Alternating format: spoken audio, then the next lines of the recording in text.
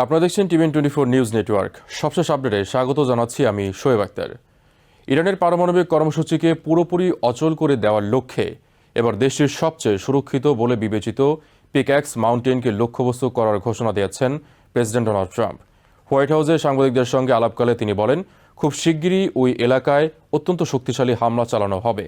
একই সঙ্গে তিনি অভিযোগ করেন, ইরান ক্ষতিগ্রস্ত পারমাণবিক কর্মসূচি আবারও পুনর্গঠনের চেষ্টা করছে। তার ভাষায়, যেখানে পারমাণবিক কার্যক্রমের সামান্য ইঙ্গিত পাওয়া যাবে সেখানেই আমেরিকা জোরালো হামলা চালাবে। ট্রাম্পের এই মন্তব্য এমন এক সময়ে এলো যখন আমেরিকা ও ইসরায়েলের টানা হামলায় ইরানের নাতাঞ্জ, ফোর্দো ও ইস্পাহানের মতো গুরুত্বপূর্ণ পারমাণবিক স্থাপনাগুলো ব্যাপক ক্ষতিগ্রস্ত হয়েছে।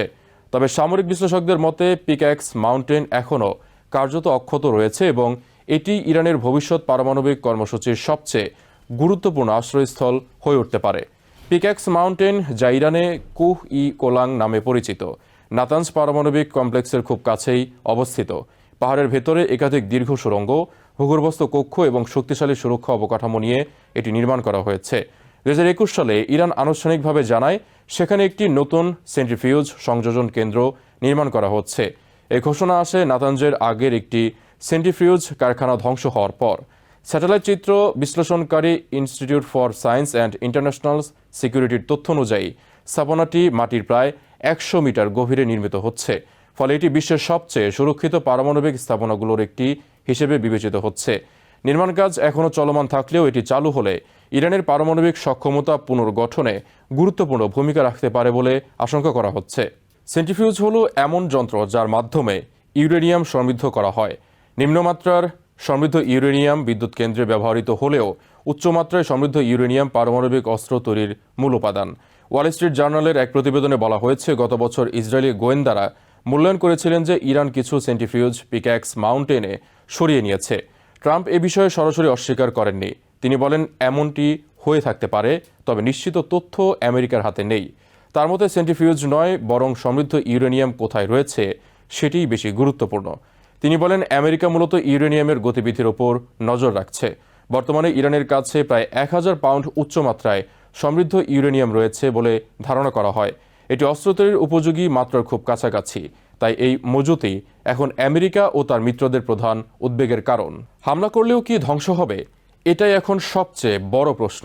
অস্ত্র নিয়ন্ত্রণ বিশেষজ্ঞ কেলসি ডেভেনপোর্টের মতে পিক্যাক্স মাউন্টেনের অবস্থান অবশ্যই উদ্বেগের বিষয়। তবে অতীতে আমেরিকা ও ইসরায়েল যদি এটিকে তাৎক্ষণিক হুমকি হিসেবে বিবেচনা করত, তাহলে 2025 সালের হামলা কিংবা চলতি বছরের অভিযানে এটিকে লক্ষ্যবস্তু করত। সেটি না হওয়ার ধারণা করা হচ্ছে, তখন এটি সম্পূর্ণ কার্যকর ছিল না। বিশেষজ্ঞদের মতে এত গভীর অবস্থিত হওয়ায় আমেরিকার সবচেয়ে শক্তিশালী ম্যাসিভ অর্ডিন্যান্স পেনিট্রেটর বা MOP বোমা ব্যবহার করলেও স্থাপনাটি পুরোপুরি ধ্বংসের কোনো নিশ্চয়তা নেই। বরং প্রবেশপথ ধসিয়ে দেওয়া বা দীর্ঘমেয়াদী অচল করে দেওয়াই বেশি বাস্তবসম্মত কৌশল হতে পারে। ISIS এর মূল্যায়ন অনুযায়ী স্থল অভিযান বা নাশকতামূলক অভিযানের মাধ্যমে এই স্থাপনার বেশি ক্ষতি করা সম্ভব হতে পারে। অন্যদিকে প্রবেশপথ ধসে পড়লে ইরান পুনর্নির্মাণ শুরু করলেও সেটি স্যাটেলাইটের মাধ্যমে সহজেই শনাক্ত করা যাবে। চলতি বছরের শুরুতে আমেরিকার হামলার পর থেকে আন্তর্জাতিক পারমাণবিক শক্তি সংস্থা IAEA এর পরিদর্শকদের ইরানে প্রবেশ করতে দেওয়া হয়নি।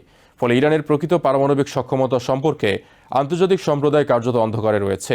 বিশেষজ্ঞদের মতে ইরানের কতটি সেন্ট্রিফিউজ এখনও অক্ষত আছে, কতগুলো নতুন করে তৈরি করা সম্ভব এবং কত দ্রুত তারা ইউরেনিয়াম সমৃদ্ধকরণ পুনরায় শুরু করতে পারবে, এসব প্রশ্নের নিশ্চিত উত্তর এখনও নেই। সাবেক IAEA কর্মকর্তা ওলি হেইনোনেন বলেন, গত কয়েক বছরে ইরান নিজস্ব শিল্প সক্ষমতা ব্যবহার করে সেন্ট্রিফিউজ তৈরির ব্যবস্থা অনেক বিস্তৃত করেছে। তার মতে দেশটির অন্তত 20টি স্থাপনায় সেন্ট্রিফিউজের বিভিন্ন যন্ত্রাংশ তৈরি হতো।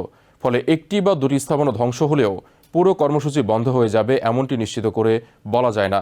পিক্যাক্স মাউন্টেনে হামলার হুমকির মধ্যেই সেনেট অ্যাপ্রোপ্রিয়েশনস কমিটির শুনানিতে ডিফেন্স সেক্রেটারি পিট হেগসেথকে কঠিন প্রশ্নের মুখে পড়তে হয়।